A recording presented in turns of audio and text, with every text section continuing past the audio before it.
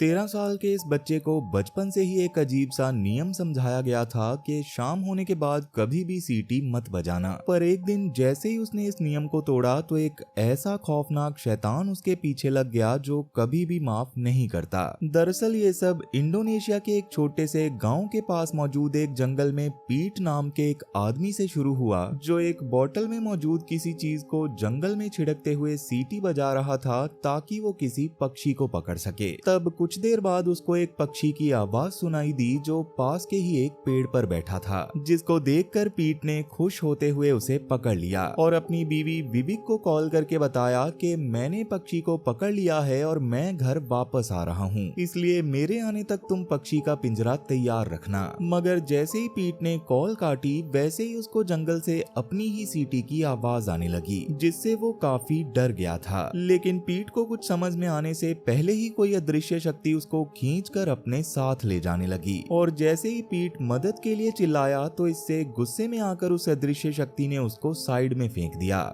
तो अब यहाँ से कहानी कुछ दिन आगे बढ़ जाती है, जहाँ उसी गांव में रहने वाले बच्चे ईपुंग और उसके दो दोस्त अपनी साइकिल्स पर ईपुंग की कटी हुई पतंग का पीछा कर रहे थे। मगर इसी दौरान वो लोग जंगल के रास्ते के एंट्रेंस पर पहुंच गए, जहाँ ईपुंग का एक दोस्त उनको पीट की हालत के बारे में याद दिलाते हुए जंगल में जाने से मना करने लगा, क्योंकि भले ही पीट की जान उस दिन बच गई थी पर तब से वो पैरालाइज है और उस पर दवाइयों ने भी काम करना बंद कर दिया था। मगर ये सुनकर भी ईपुंग अपनी पतंग को वापस लेने की बात करता है, जिस पर उसके दोस्त दित ने इसके लिए उसको मना किया, पर बार बार कहने पर भी जब ईपुंग उसकी बात नहीं माना तो उसने अपनी पतंग देते हुए ईपुंग से घर वापस चलने को कहा।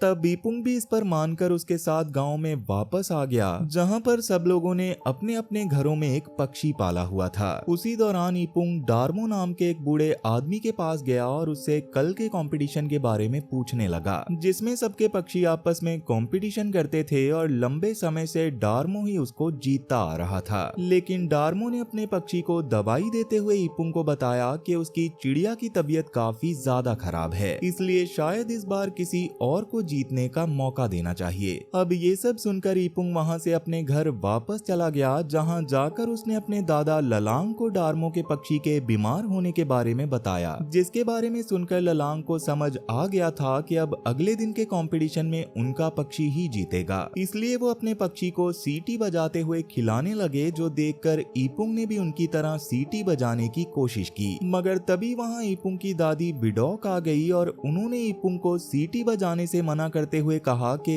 बच्चों को शाम के बाद सीटी नहीं बजानी चाहिए, क्योंकि इससे उनके घर में शैतानी शक्तियां आ सकती हैं। वहीं बीवी कभी भी पीट के पैरालाइज होने की वजह से काफी ज्यादा परेशान थी, इसलिए अभी उसने सबसे पहले चाय बनाई, जिसमें उसने एक पक्षी का खून मिलाकर पीट को पिला दिया, जिससे ये बात तो साफ हो गई थी कि इस गांव में पक्षियों को नेगेटिव एनर्जी से प्रोटेक्ट करने वाले गार्डियन के रूप में देखा जाता है और शायद इसी वजह से पूरे गाँव में सबके घर पर पक्षी थे और जहाँ भी लोगों को नेगेटिव एनर्जी के बारे में एहसास होता था तो वो परिंदों के खून से ही टोटका किया करते थे। वहीं डार्मो के पक्षी की बीमार होने की वजह से मौत हो गई थी, जिसकी वजह से वो उदास होकर उसकी डेड बॉडी के साथ रिचुअल करने लगा। मगर तभी उसको बाहर से किसी के दरवाजा खटखटाने की आवाज आई, लेकिन डार्मो ने जब बाहर जाकर देखा तो वहाँ कोई भी नहीं था। अब इसके बाद उसके दरवाजा बंद करते ही उसके घर में मौजूद बाकी पक्षियों के पिंजरों से जोर जोर से आवाज आने लगी। पर सबसे अजीब बात ये थी कि उन पिंजरों में कोई पक्षी था ही नहीं, और जैसे कि गाँव की मान्यता थी कि पक्षी अपने आसपास किसी नेगेटिव एनर्जी को देखकर अजीब बर्ताव करते थे, तो इसका मतलब साफ था कि डार्मो के घर में पक्का कोई शैतानी शक्ति दाखिल हो चुकी थी। मगर डार्मो ने अभी इस पर ध्यान नहीं दिया और स्टोर रूम में जाकर माचिस जलाते हुए कुछ ढूंढने लगा, लेकिन वहाँ बार बार उसकी माचिस को कोई बुझा देता था। जिसके बाद डार्मो ने फिर से माचिस जलाई ही थी कि तभी उसके सामने शैतान ने आकर उसका गला पकड़ लिया, जो थोड़ा थोड़ा पीठ की तरह लग रहा था। वहीं इस सब के दौरान पीट के घर में भी उसकी बॉडी अजीब तरह से अकड़ने लगी, जिस पर विविक तो उससे बस यही जानने की कोशिश कर रही थी कि वो ठीक कब होगा, मगर पीट ने इस बात का कोई जवाब नहीं दिया। वहीं ललांग जब रात में रूटीन पेट्रोलिंग पर जाने के लिए तैयार हो रहा था, तब विडोक ने इपुंग को वापस से सीटी बजाते हुए देखकर ललांग के पास आकर कहा कि तुम्हें खुद भी इपुंग को रात में सीटी बजाने से रोकना चाहिए, क्योंकि ये सच में काफी खतरनाक हो सकता है। तब ललांग भी इस बात को मानते हुए इपुंग के पास गया, जो अभी भी सीटी बजाने की कोशिश कर रहा था। वहाँ ललांग ने इपुंग को अपने बचपन का एक पक्षी जैसा दिखने वाला खिलौना देते हुए समझाया कि उसको अपनी दादी की बात मान लेनी चाहिए, और अगर वो ऐसा करेगा तो ललांग अगले दिन उसको पक्षियों के कंपटीशन में लेकर जाएगा। तब इपुंग भी इस पर मान गया और ललांग बाहर पेट्रोलिंग करने लगा। लेकिन अभी वो घर से बाहर निकला ही था कि तभी एक आदमी भागते हुए उसके पास आकर उसे दार्मो की हालत के बारे में बताने लगा, और जब तक ललांग उसके साथ दार्मो के घर गया तब तक दार्मो की मौत हो चुकी थी, जिसके बारे में जानकर ललांग को काफी बुरा लगा, क्योंकि दार्मो उसके साथ काफी लंबे समय से था।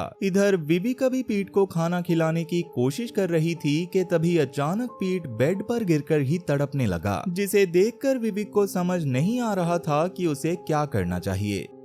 वहीं रात में इपुंग के सोते समय अचानक कुछ गिरने की आवाज से उसकी नींद खुल गई और वो खड़ा होकर ललांग को ढूंढते हुए घर से बाहर चला गया, जिसके दौरान बाहर से उसको ललांग अपने हाथ में एक पक्षी को लेकर अंदर आते हुए दिखाई दिया, मगर उससे बात करने की कोशिश पर ललांग उसको कोई जवाब नहीं दे रहा था। ये देखकर इपुंग उसके पीछे बाथरूम के अंदर चला गया, लेकिन अंदर देखने पर उसके दिमाग ने काम करना बंद कर दिया था, क्योंकि असल में ललांग अंदर था ही नहीं। अभी इपुंग इसके बारे में सोच ही रहा था कि तभी वापस से ललांग पीछे से आकर उसको घर के अंदर चलने को कहता है, लेकिन उसके पीछे जाने पर एक बार फिर से ललांग गायब हो गया, जो देखकर इपुंग डरते हुए विडोक के पास जाकर उसको इस सब के बारे में बताने लगा। पर विडोक उसकी बातों पर ध्यान न देते हुए उसको कपड़े अलमारी में रखकर आने को कहती है, मगर कपड़े रखने के बाद इपुंग और भी ज्यादा डर गया था, क्योंकि विडोक भी कमरे से गायब हो गई थी। तभी इपुंग के पैर को बेड के नीचे से किसी ने पकड़ लिया, और डरते हुए जब इपुंग ने बेड के नीचे देखा तो वहाँ डरी हुई विडोक बेड के नीचे छुपी हुई थी, जिसने इपुंग से कहा कि अभी तुमने जिसको देखा था वो असल में शैतान था। ये बताते हुए विडोक जल्दी से इपुंग को भी बेड के नीचे आने को कहने लगी, मगर इपुंग अभी नीचे गया ही था कि तभी विडोक और उसको विडोक जैसी ही एक औरत के पैर बेड के नीचे दिखाई दिए, जिसके बारे में बात करने के लिए जैसे ही इपुंग ने विडोक की तरफ देखा वैसे ही विडोक ने खुद शैतान में बदलकर इपुंग पर हमला कर दिया। लेकिन तभी इपुंग की आंख एक सोफे पर खुली, जिसका मतलब था कि ये बस उसका एक डरावना सपना था। तब बाहर जाने पर उसे काफी सारे लोग दिखाई दिए जो दार्मो की मौत की वजह से दुखी होकर उसके बारे में बात कर रहे थे। वहीं पर एक औरत उसके पास बैठी दूसरी औरत को गांव के श्राप के बारे में बताने लगी कि असल में पहले के टाइम पर उनके गांव के पास के जंगल में एक बहुत ही खतरनाक शैतान रहा करता था, और उसी की वजह से पहले के टाइम पर गाँव में बहुत सारे लोग गायब होने लग गए थे। पर बाद में गाँव के लोगों को पता चला कि पक्षियों को घर में रखने से उस शैतान से बचा जा सकता है, जिसके बाद सब लोग अपने अपने घर में पक्षी पालने लगे। मगर शायद किसी की गलती की वजह से वो शैतान अब गुस्से में आ गया था और उसने ही गांव में कोहराम मचा रखा था। वो औरत ये सब इतना कॉन्फिडेंस के साथ इसीलिए बोल रही थी क्योंकि दार्मो की लाश उसके घर में काफी अजीब तरह से मिली थी, जिसको देखकर ऐसा लग रहा था जैसे किसी काली शक्ति ने ही उसकी जान ली हो। इसके साथ ही अभी पीट की हालत भी किसी जिंदा लाश जैसी थी और उसका इलाज भी कोई नहीं कर पा रहा था। अब वो दोनों औरतें इस बारे में बात कर ही रही थी कि तभी विविक के वहां आने से वो दोनों शांत हो गई, मगर विविक ने उनकी बातें सुन ली थी, इसलिए उसने कहा कि पीट बस बीमार है, ना कि उसका ये हाल किसी शैतान की वजह से है। अब इतना बोलकर वो वहां से जाने लगी जहां इपुंग के घर में उसको इपुंग का पक्षी वाला खिलौना जमीन पर पड़ा हुआ दिखाई दिया, मगर उसने वो उठाकर इपुंग को वापस कर दिया। अब वैसे तो इपुंग भी सपने की वजह से काफी ज्यादा डरा हुआ था, मगर अभी वो इसके बारे में किसी को कुछ नहीं बताता। खैर अब अगले दिन गांव में इपुंग बाकी सबके पास दार्मो के फ्यूनरल पर जंगल के रास्ते से पहुंचा ही था कि तभी उसको सबके साथ ललांग बहुत जोर जोर से रोता हुआ दिखाई दिया, जिसे देखकर जब उसने सबसे उनके रोने की वजह जानने की कोशिश की तभी दिथ ने उसको एक कब्र में धक्का दे दिया, जिसके बाद उस कब्र में एक डेड बॉडी आ गई जो किसी और की नहीं बल्कि इपुंग की ही थी, जिसे देखकर इपुंग के पैरों तले जमीन खिसक गई। तभी सबने उसको बुरा भला बोलते हुए कब्र में मिट्टी डालना शुरू कर दिया, जिसके तुरंत बाद ही इपुंग को अपने सामने एक शैतान भी दिखाई दिया। मगर इस सब से डरकर इपुंग की आंख उसके घर में ही खुली, क्योंकि ये भी उसका एक डरावना सपना ही था। लेकिन तभी कोई जोर जोर से इपुंग का दरवाजा खटखटाने लगा, जिससे उसको लगा शायद विडोक उसे जगाने आई होगी, इसलिए वो नहा धोकर नाश्ता करने चला गया। मगर जब उसने विडोक से सुबह के बारे में पूछा तो विडोक ने उसे कहा कि मैंने तो तुम्हें उठाया ही नहीं था, जिसे सुनकर इपुंग काफी ज्यादा डर गया था। तब उसने विडोक को अपने सपनों के बारे में बताते हुए शाम में सीटी बजाने के लिए उससे माफी मांगी, जिस पर विडोक ने अपनी घबराहट छुपाते हुए उससे कहा कि शांत हो जाओ और धीरे धीरे सब ठीक हो जाएगा। जिसके बाद इपुंग वहां से नहाने के लिए चला गया, लेकिन उसके दोनों कानों में दर्द हो रहा था। इधर विविक फिर से एक पक्षी के साथ रिचुअल करते हुए उसके कान में पीठ को वापस करने के लिए कहने लगी, जिसके बाद वो उस पक्षी की कुर्बानी देने वाली थी। मगर तभी कुछ सोचते हुए उसने फिर से उस पक्षी को पिंजरे में रख दिया। वहीं दूसरी ओर इपुंग ललांग के साथ पक्षियों के कंपटीशन में आ गया था, जहां ललांग को उसका पुराना साथी मेंटो भी दिखाई दिया और उससे डार्मो के बारे में बात करने पर मेंटो ने उसको बताया कि असल में डार्मो की मौत उसके पक्षी की वजह से हुई थी, क्योंकि काफी समय से उस पक्षी के उसके पास होने की वजह से उसने अपने घर की प्रोटेक्शन का पूरा जिम्मा उस पक्षी को सौंप रखा था। और जैसे ही उसके पक्षी की मौत हुई तो उसके घर की प्रोटेक्शन खत्म हो गई, जिसकी वजह से शैतान ने डार्मो के घर में घुसकर उसको खत्म कर दिया। लेकिन इस समय मेंटो को पीठ का हाथ लग रहा था, क्योंकि उसके ऊपर शैतान ने हमला करके उसको घायल किया था। मगर इसके बावजूद अभी भी पीठ जिंदा था, तो हो सकता है कि ये सब पीठ की आत्मा कर रही हो ताकि वो किसी तरह से शैतान के कब्जे से बाहर आ सके। और ललांग को भी उसकी ये बात बिल्कुल सही लग रही थी। वहीं अब तक विविक ने भी उसके घर में मौजूद पक्षी की कुर्बानी देकर उसे कई और रिचुअल के सामान के साथ जला दिया था, ताकि वो पीठ को ठीक कर सके। दूसरी ओर घर में विडोक को अचानक किसी के फुसफुसाने की आवाज आने लगी, जिसका पीछा करते हुए वो घर के बाहर मौजूद कुएं के पास पहुंच गई। तब उस कुएं में देखने पर तो उसे कुछ भी दिखाई नहीं दिया, लेकिन अचानक विडोक के पीछे इपोंग का शैतानी रूप आकर विडोक के गले को दबाते हुए उसे कुएं में गिराने की कोशिश करने लगा। मगर सही समय पर वहां पर ललांग और इपोंग के आने की वजह से उसकी जान बच जाती है। अब जैसे कि चीजें दिन पर दिन बदतर होती जा रही थी, इसलिए विडोक इसके बारे में ललांग से बात करती है, जिस पर ललांग ने उसको बताया कि वो इसके बारे में मेंटो के साथ जल्दी ही कुछ करने वाला है। इतना बताकर वो मेंटो के साथ टियटो नाम के एक ओइजा के घर आया, क्योंकि वही इस तरह के शैतानी जादू करके गाँव वालों को मुसीबत में डाल देता था। मगर काफी देर तक दरवाजा खटखटाने के बाद भी टियटो की ओर से उन्हें कोई जवाब नहीं मिला। वहीं विडोक भी घर में बहुत ज्यादा डरी हुई थी, इसलिए उसने अपने कमरे में जाकर एक डब्बे में रखे एक सोने के अंडे को निकाला और एक रिचुअल करके वो उस अंडे को नदी में ले जाकर बहाने लगी, जहां बार बार वो यही कह रही थी कि यहाँ से चले जाओ, यहाँ वापस कभी मत आना और हमें परेशान करने की कोशिश भी मत करना। तब इतना बोलकर वो वहाँ से चली गई और उस अंडे को दूसरी ओर से एक शैतानी साया देखने लगा। दूसरी ओर मेंटो और ललांग को गांव में होने वाली सभी चीजों का जिम्मेदार पीठ लग रहा था, इसलिए वो एक रिचुअल करने लगे, जिसके दौरान मेंटो अपनी साइकिक शक्तियों का इस्तेमाल करके एक ट्रांसेट में चला गया,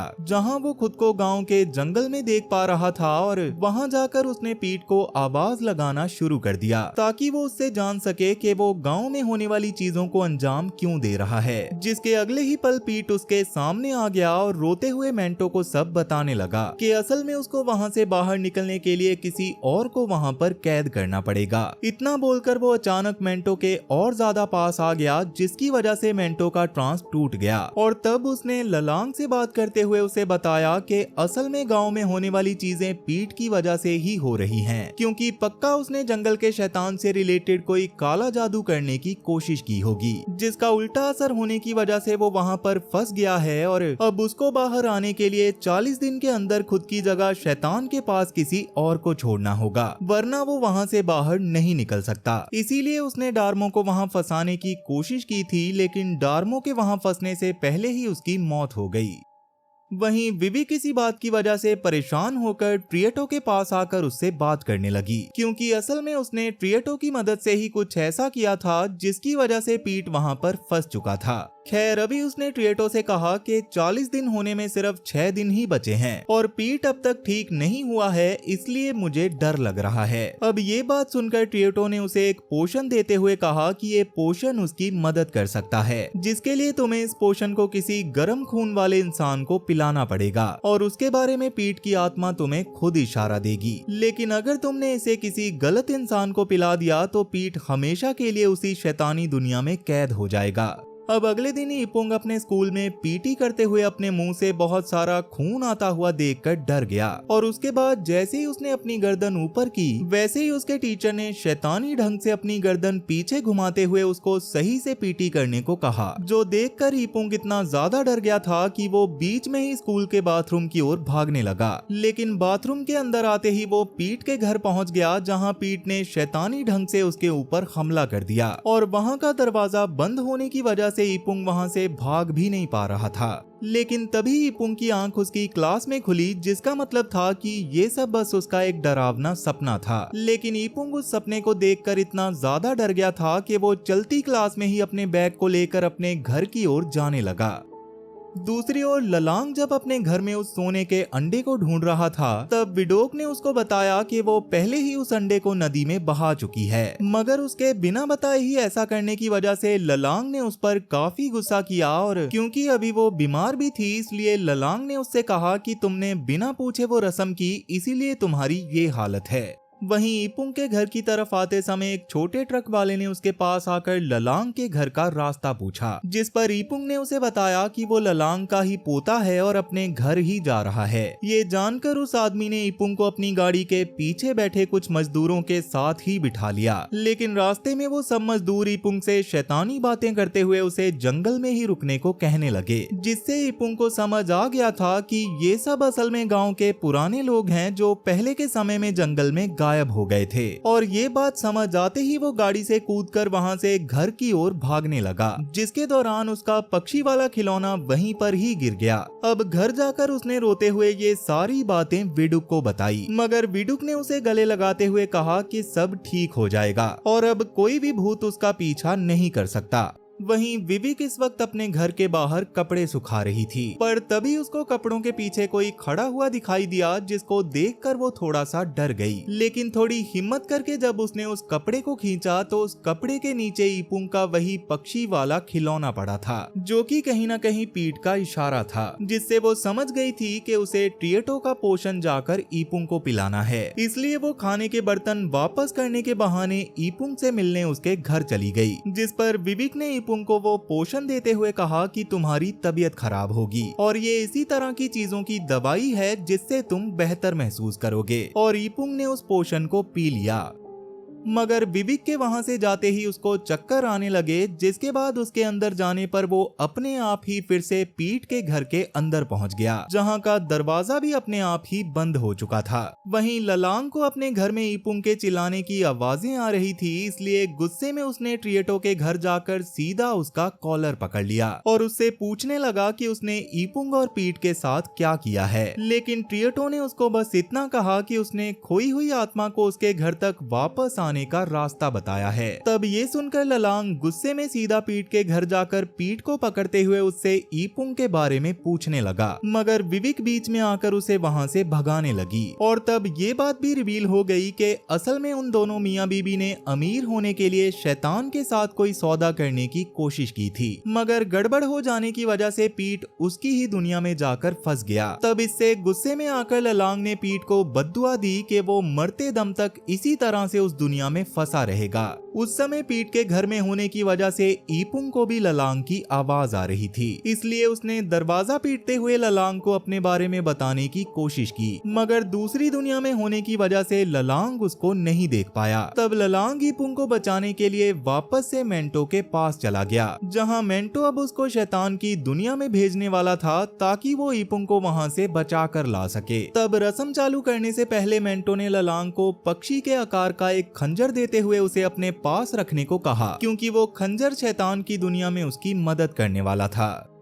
वहीं शैतान की दुनिया में झाड़ियों में घूमते हुए जब ईपुंग बाहर आया तो उसको अपने सामने ललांग दिखाई दिया, जो कि उसको अपने साथ एक घर में चलने का इशारा कर रहा था। मगर उतने में ही पीछे से असली ललांग आकर ईपुंग को लेते हुए जंगल के बाहर भागने की कोशिश करने लगा, पर रास्ते में उनको रोकने के लिए उनके सामने वही शैतान आ गया, जिसने ललांग के ऊपर बुरी तरह से हमला करके ललांग और ईपुंग को अलग अलग कर दिया। जिसके बाद वो दोनों ही जंगल में एक दूसरे को आवाज लगाते हुए ढूंढने की कोशिश करने लगे, पर तभी ईपुंग के पास वो शैतान आकर उसको मारने की कोशिश करने लगा, जिसमें वो कामयाब होने ही वाला था कि तभी पीछे से ललांग ने आकर उसको मेंटो के दिए हुए खंजर से स्टैब कर दिया, जिससे ललांग और शैतान के बीच लड़ाई होने लगी और ललांग ने ईपुंग से जल्दी से जंगल से बाहर जाने को कहा। तब ईपुंग भी डरते हुए ऐसा कर ही रहा था कि तभी रास्ते में काफी सारी जंगल की आत्माएं आकर उसको घेर लेती हैं, मगर तभी वहाँ काफी सारे पक्षियों को लेकर खुद मेंटो उसकी मदद करने के लिए चला आया, जहां जैसे तैसे उसने ईपुंग की मदद करके उसको तो इस दुनिया से बाहर निकाल लिया, लेकिन ललांग की मदद करने से पहले ही शैतान ने उसको अपनी दुनिया में कैद कर लिया। अब इस सब के कुछ दिनों के बाद पीट भी पूरी तरह से ठीक हो चुका था और विविक के साथ काफी ज्यादा खुश था, मगर ललांग के उसके घर में न होने की वजह से विडोक और ईपुंग काफी ज्यादा परेशान थे। अब इसके थोड़ी देर बाद जब पीट अपने घर के अंदर गया, तभी अचानक उसको वहाँ के पिंजरे में विविक का कटा हुआ सर दिखाई दिया और उसकी बॉडी भी पूरी तरह से अकड़ गई थी। असल में ये सब मेंटो की वजह से हुआ था, क्योंकि उसने वापस से शैतान की दुनिया में जाकर अपने दोस्त ललांग को बचा लिया था और उसने विविक को जान से मारने के बाद पीट को उसी दुनिया में कैद कर दिया था, जिससे ललांग भी अब खुशी खुशी अपने घर वापस जाने लगा। वैसे क्या आपके पास कोई इस तरह का दोस्त है जो आपको मौत के मुंह से निकालने के लिए खुद ही मौत के मुंह में चला जाए? अगर कोई है तो मुझे कमेंट करके जरूर बताना, क्योंकि ये कहानी तो यहीं पर खत्म हो चुकी है। तो वीडियो पसंद आई हो तो वीडियो को लाइक जरूर करना, और अगर तुम्हें भी मेरी तरह हॉरर मूवीज देखना पसंद है तो जल्दी से इस चैनल को सब्सक्राइब कर लो, क्योंकि मैं अक्सर इस चैनल पर ऐसी डरावनी कहानियां लाता रहता हूं। तो चलो फिर मैं अब आपसे मिलूंगा ऐसी ही एक और डरावनी कहानी के साथ, और तब तक के लिए tata bye bye, Radhe Radhe.